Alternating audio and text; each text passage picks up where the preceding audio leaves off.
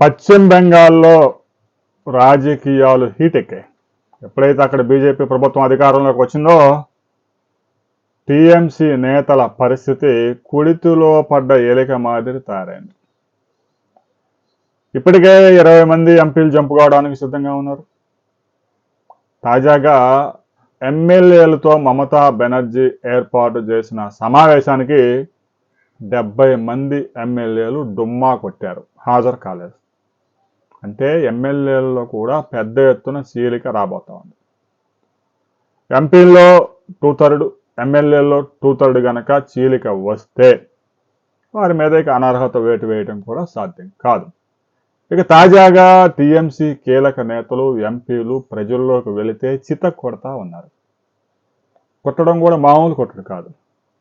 తాజాగా మమతా బెనర్జీ మేనల్లుడు టీఎంసీలో పార్టీలో కీలక నేత అభిషేక్ బెనర్జీ మీద జనం తిరుగుబాటు చేసి కోడిగుడ్లు రాళ్లతో చిత్తగొట్టారు.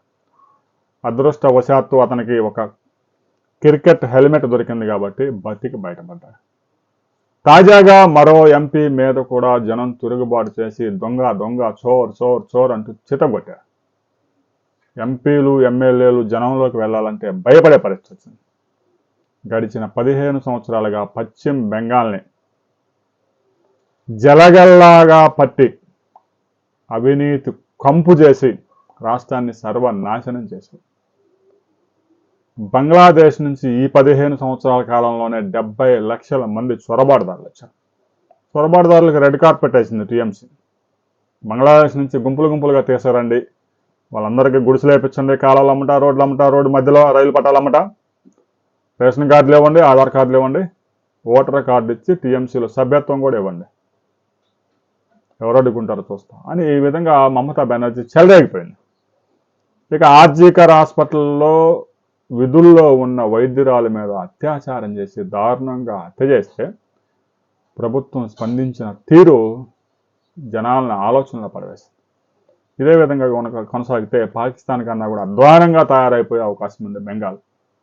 చక్కని పంటలు పండే భూమి, మంచి మేధావులు పుట్టిన భూమి, సుభాష్ చంద్రబోస్ లాంటి గొప్ప నేతలను అందించిన భూమి, అలాంటి పశ్చిమ బెంగాల్ని అరాచక శక్తుల చేతుల్లో దాదాపుగా 45 నుంచి 50 సంవత్సరాలు ప్రజలు పెట్టారు. ఒక్క పెట్టుబడి రాలేదు, ఒక భారీ పరిశ్రమ లేదు, ఆ వ్యవసాయం మీద బతకాలి. ఈ విధంగా పశ్చిమ బెంగాల్లో అరాచకానికి తెరపడింది. రాబోయే రోజుల్లో టీఎంసీలో ఒక్కడు కూడా మిగిలే పరిస్థితి కనిపించడం లేదు. జనంలోకి వెళ్తే జనం కొడతా ఉన్నారు. బీజేపీ వాళ్ళు వీళ్ళందరినీ తీసుకుంటారా లేదా అనేది కూడా ఆలోచించాలి. ఇంతవరకు అయితే వాళ్ళకి గేట్లు ఎత్తల, గేటు ఎత్తితే ఎంతమంది వస్తారనేది కూడా చూడాలి. రాబోయే కొద్ది రోజుల్లో టీఎంసీ కార్యాలయాలని బుల్డోజర్లు ధ్వంసం చేయబోతా ఉన్నాయి. ఇప్పటికే 2 కీలక కార్యాలయాలు ధ్వంసం చేశారు. మరికొన్ని కార్యాలయాలు ప్రభుత్వ భూముల్ని కబ్జా చేసి టీఎంసీ కార్యాలయాలు నిర్మించినటువంటి ప్రాంతాలను ఇప్పటికే సర్వే చేస్తూ ఉన్నారు. వాటన్నిటినీ ధ్వంసం చేయడానికి కూడా సువేందు సర్కార్ వెనకడుగు వేయడం లేదు. ఉత్తరప్రదేశ్లో యోగి బుల్లెట్ దింపుతూ ఉంటే పశ్చిమ బెంగాల్లో జనమే టీఎంసీ ఎంపీలను కూడా పరిగెత్తించి కొట్టడం అనేది ఒకసారి ఆలోచించాలి. అంటే జనం ఎంత ఆ యొక్క పరిపాలన మీద ఎంత విరక్తి చెంది ఉన్నారో మనం అర్థం చేసుకోవచ్చు. ఈరోజు సువేందు అధికారి ఒక కీలక ప్రకటన చేయబోతా ఉన్నారు మధ్యాహ్నం. తర్వాత మరిన్ని వివరాలతో మరో వీడియోలో మనం కలుసుకుందాం.